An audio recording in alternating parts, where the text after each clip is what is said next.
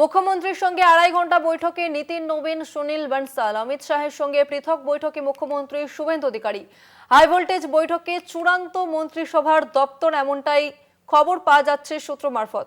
আগামী সপ্তাহে দপ্তর বন্টনের ঘোষণা হতে পারে, এমনটাই খবর সূত্রের। রাজ্যের মুখ্যমন্ত্রীর সাথে ২.৫ ঘন্টা বৈঠক করলেন বিজেপির সভাপতি নীতিন নবীন এবং সুনীল বনসাল। আলাদা করে অমিত শাহ, তিনিও বৈঠক করেছেন মুখ্যমন্ত্রী শুভেন্দু অধিকারীর সঙ্গে। বিজেপির সূত্রে খবর যে এখানেই মন্ত্রিসভার দপ্তর চূড়ান্ত হয়েছে।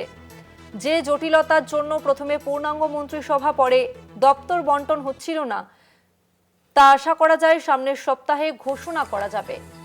আগামী সপ্তাহেই দপ্তর বন্টনের ঘোষণা, এমনটাই খবর সূত্রের। রাজ্যের মুখ্যমন্ত্রী শুভেন্দু অধিকারীর সঙ্গে ২.৫ ঘন্টা বৈঠক করলেন বিজেপির সভাপতি নীতিন নবীন এবং সুনীল বনসাল।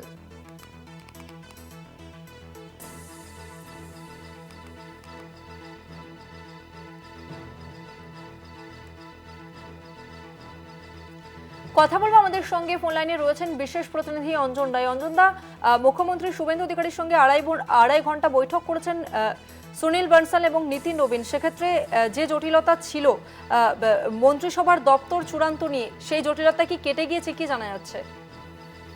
দেখো, সেটাই কেটে যাওয়ার সম্ভাবনা, কারণ এই দীর্ঘ বৈঠক নীতিন নবীনের মতন বিজেপির সর্বভারতীয় নেতা মুখ্যমন্ত্রীর সঙ্গে যখন করেছে, এবং সেই বৈঠকে রাজ্যের কেন্দ্রীয় পর্যবেক্ষক সুনীল বনসালও উপস্থিত ছিলেন, ফলে বুঝতেই পারছো যে কেটে যাওয়ার কথা। বিজেপি সূত্রে আমাদের কাছেই তাই খবর যে সেই জল্পনা কেটে গেছে এবং সম্ভবত সোমবার দিন মন্ত্রিসভার দপ্তর বন্টন হবে বলে বিজেপি সূত্র থেকে এমনটাই আমরা জানতে পারছি।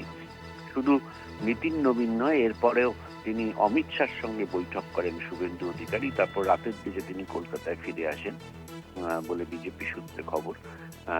স্বাভাবিকভাবেই বুঝতে পারছো যে একটা মন্ত্রিসভার দপ্তর বন্টন নিয়ে বিজেপির সর্বভারতীয় সভাপতির সঙ্গে দীর্ঘ বৈঠক নিঃসন্দেহে রাজনীতিতে একটা অন্যরকম মাত্রা নিয়েছে। ফলে সাধারণত দপ্তর বন্টন হয় মুখ্যমন্ত্রীর ইচ্ছা অনুসারে, কারণ মুখ্যমন্ত্রী তার মন্ত্রিসভা কিভাবে চালাবেন সেটা তিনি ঠিক করেন। ফলে এক্ষেত্রে পুরোটাই অন্যরকম বিষয়, যে সর্বভারতীয় ক্ষেত্রে বিজেপি বা আরএসএস কার্যত সেই জায়গাটা ঠিক করে দিচ্ছেন যে কে কোন দপ্তর পাবে।